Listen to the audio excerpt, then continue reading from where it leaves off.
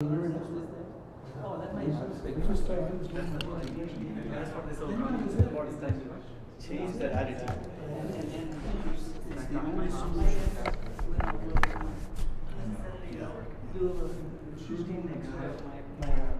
Would if I was given the opportunity again. Right, taking out one at a time versus the whole thing. Let me know when you're ready. Rolling? Okay. All right, so we're talking a little bit about the possibility of opting out of insurance companies' participation and Medicare participation because it has just become so burdensome that we can't do the job that we know we need to do and patients know we need to do because of all the red tape, all the costs, all the, quote, compliance with government and things. And Dr. Bob here gave us a great discussion earlier today on being opted out of Medicare, and therefore all of the red tape of HIPAA doesn't apply to you, and you can have your own privacy policy, which is a privacy policy, as opposed to HIPAA, which Dr. Marcy Zwelling and Twila Braze explained is just a declaration that you know you don't have privacy, basically. So it's amazing that that's not how it was sold to the public. You know, I would like to ask Dr. Bob a question. Dr. Ken, Dr. Bob, Dr. Craig, here we go. My question, Dr. Bob, goes something like this. Towards the end of my practicing in nephrology, I went cash. I found that when the patient writes you a check, they pay much more attention to what you're saying. And it immediately creates a much closer relationship. No question. When actually they know what they're paying you. So it's more therapeutic. That That's they're right. they're invested. They what do you have think skin of in the that? game. I'll tell you. This is what I tell my patients. First of all, I do bariatric surgery. That's not my whole practice, but I do some bariatric surgery. Most of it is not covered by insurance. Right. So the patients are paying cash. They shop around a little bit, but they're not all And they about. get a relative bargain. They're not bargain all because of about. that. They're not all about price. They're wanting value. So I tell them this story. Define value. Well, that's what I'm going to do. Okay. When I was a little boy, I grew up in Kansas City, Missouri. Baseball was king, and I played Little League baseball, and I was the catcher on the baseball team. And I resented the idea that I had to go and catch with the glove that was in the bottom of the burlap bag with the balls and the bats and the other gear and everything, because it was always dusty and dirty and filthy. And I told my dad, "Dad, I want my own catcher's mitt." He said, "Well, how much is that?" Good question. And I said, "Well, I went down to the sporting goods store and I saw one that I like, and it's $25. He says, $25? This is 1958. Sure. Wow. I said, I don't have That was real money $25. I at don't the have time. $25 to spend on a catcher's mitt. Do you have any money of your own?" I said, "Well, no, but can I borrow the lawnmower?" So I went around the neighborhood, and that summer I got about $20. I mowed lawns for $1 a piece. And I got $20. He put up the other $5. We went down to the sporting goods place, and we bought this catcher's mitt. And I can still smell it today. I'm telling you, it was the pride of my youth. I had saddle soap rubbed into that thing, 3-in-1 oil. I was throwing the ball in and out of there. I slept with the ball glove. Sure. My youngest son, when he turned 8, he said, "Dad, I want to play hockey." I said, That's "Hockey?" real money. I That's said, real "Hockey? money. What's that about?" He said, "Well, I have some skates, but I need a stick." Skates, a stick, I said, and pads. I Nice said, time. Yeah. I said, "Okay, how much is a hockey stick?" He says, "Well, it's about $100. $100 for a hockey stick? You got to be kidding me!" I said, "Yes, yeah, it's $50 for the Mike Madonna blade and $50 for the composite graphite shaft and all this stuff." And I said, "Do you have any money of your own?" He said, "Well, I have some money left over from my last birthday, but I was going to buy video games with it." I said, "Well, you can either have a hockey stick or you can buy video games. What do you want?" And he says, "I opt for the hockey stick." So we jumped in the car, we went down to the hockey place, and he buys this hockey stick. And I kind of got ahead of myself in this because he let me back up a second. I need to go just 2 years before that because he wanted a baseball glove. He wanted to play baseball. Pardon me, gentlemen. Thank Sure. you. Go ahead. So he says he wants a baseball glove, and nothing could be better for me. I'm thinking, gee, this is my youth all over Right, again. We jumped in the right. car, we went down and got the baseball glove, balls and bats and everything. We're out there that evening. It's like a scene from Field of Dreams. Okay, playing catch. The next morning, I walked through the house, looked down the backyard. The sprinkler system is on, and his ball glove is laying in the middle of the water. Oh, no. Okay, that taught me a lesson. So when it came to the hockey thing, He's paying. he's paying. Right. All right. He would go and get the hockey stick cut off just the right length. He gets his name, takes the tape and cuts his name out in bold letters and pastes it on there. Takes his mom's clear fingernail polish and varnishes over the outside of it so his hand will slide up and down even over the name on the deal. And that night he slept with the hockey stick. Right. That's value. That's the definition of people valuing what they pay for. And in bariatric surgery, there's actually some good data that show that patients who pay for their own way do better. Right. Because this they're is more involved. about a change in their lifestyle. Right. And so, to get back to the whole idea of patients us opting out and so forth, that's a big issue. Having the value is a big issue.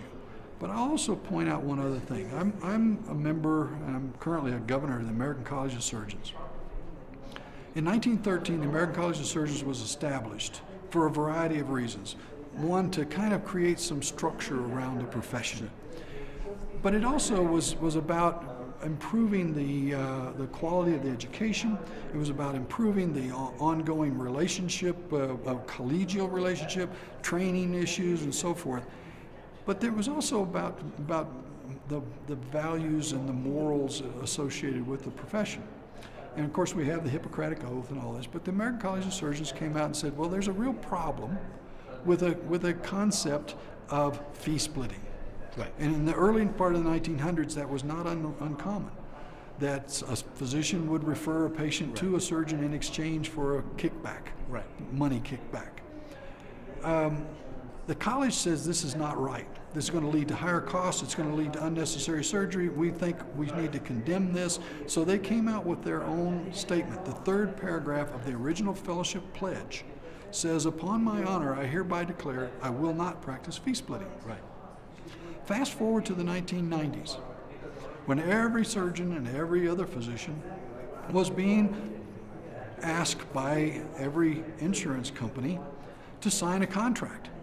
That contractual relationship says, we'll send you the patients. You'll have access to these patients if you will agree to our fee schedule. Right. Which our fee schedule is generally, don't worry, it's going to be close to what you're currently charging anyway. This is usual and customary sort of thing. We'll pay you 80%, which is what your regular insurance companies are paying you anyway. Of course, what they didn't tell you was that next year it'll be 70%, That's right, and the next year right. it'll be 60%. Then And 50%. before long, you're basically working at an extreme discount. If you think about that relationship, if you don't sign the contract, then what?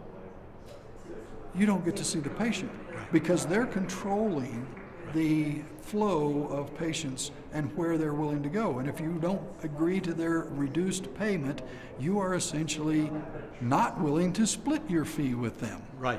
But if you sign the contract, it is no different from the physician's perspective Than splitting fees. with the physician. What's the difference? So There the is no moral value is exactly the same. Right. And so I think it's more than just how well your patient's going to do, what kind of value they're going to get, and so forth.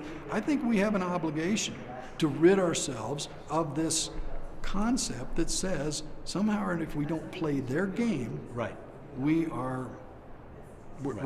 not going to be able to practice medicine. Exactly. And I would like to ask you, if we could get everybody in America to have a health savings account. That's absolutely, that's the answer. And a high deductible. So, first of all, they're getting the money tax-free, into that account. As a matter of fact, many people are talking now of a universal tax credit. So poor people, rich people, they're all on an equal plane. They can then pay cash for their doctors. It Well, eliminates the middleman completely. And it also creates a free enterprise system Right. where then prices come down. Exactly. You know, in every type of industry that the government has tried to regulate, prices have gone up and quality has gone down. No question. And we're seeing that now in medicine, is that people are complaining about the quality. My doctor doesn't spend any time with me. Well, hey, do you pay your doctor? No. I pay my copay, what, $20? Right. I'm a bit encouraged from the standpoint of the way things have gone in the last year or so, that people are having higher and higher deductibles. They're not coming in as often. And in many respects, they're being a little better as far as choosing where they go. In essence, and they're creating cash payments. they're creating their That's own right. cash patients because they've got these higher deductibles. Whether or not that was the reason why it was enacted or not, I don't know. But it certainly has reduced the total number of patients that many of us are seeing.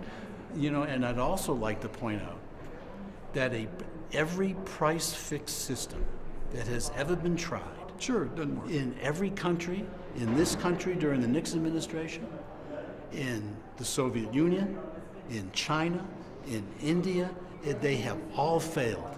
And because you need market discipline.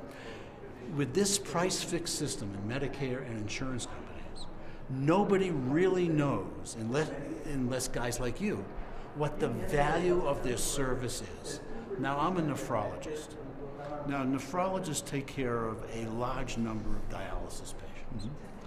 Because it's price fixed, nobody knows, number one, what my services are worth, and number two, and maybe it'd be less than I'm being paid.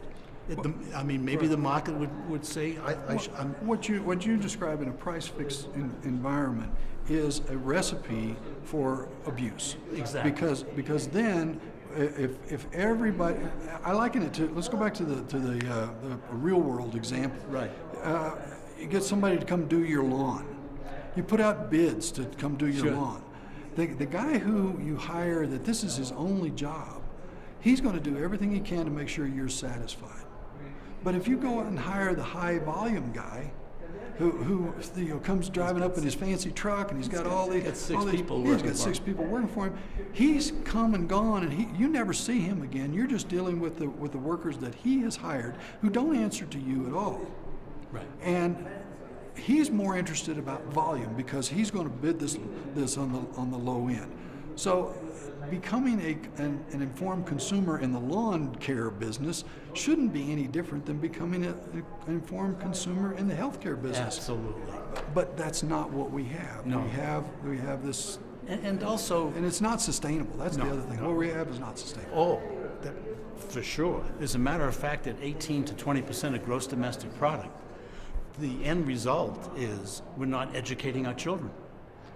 It's It's the most ridiculous thing in the world. What's interesting is I wrote a piece on my blog several years ago about creating better value in healthcare and talking about making part of the mandatory curriculum in junior high, or in grade school, junior high, and high school, so that when the kid came out, he basically had a primer on how the body works and what he or she could do in order to make sure that they took care of themselves. Because right now, what we have in health is being taught by the physical education coach. Somebody is this. I teach mathematics and I teach health, and I'm the coach of the football team. Okay. I'm sorry, that's not what they need. What they need is guys like you and I to be going in and volunteering our time in the school system and saying, this is how your heart and lungs work. Most people know more about how their internal combustion engine in their car works than they do about how their own body works. I totally agree. And if you don't understand how something works, how can you be expected to make good decisions about what you do? And we're seeing that all the time. These bad behaviors are now coming back to haunt it. And then who pays for it? Well, a taxpayer ought to pay for it. Or somebody, maybe I ought to just give it to me because it's my right. Yeah. Now there's another whole issue. Sure. The rights to health care. Right. If I have a right to your care and I show up at your door, what does that make you? Slave. You're a slave to the system. That's That's right. right. And I'm going to insist that it better be good, because if it's not good, I'm going to sue you. There you go. So not only are you a slave, but I have the ability to wield the whip. And not only that, but when the questionnaire comes out from either the government or the insurance company, I'm going to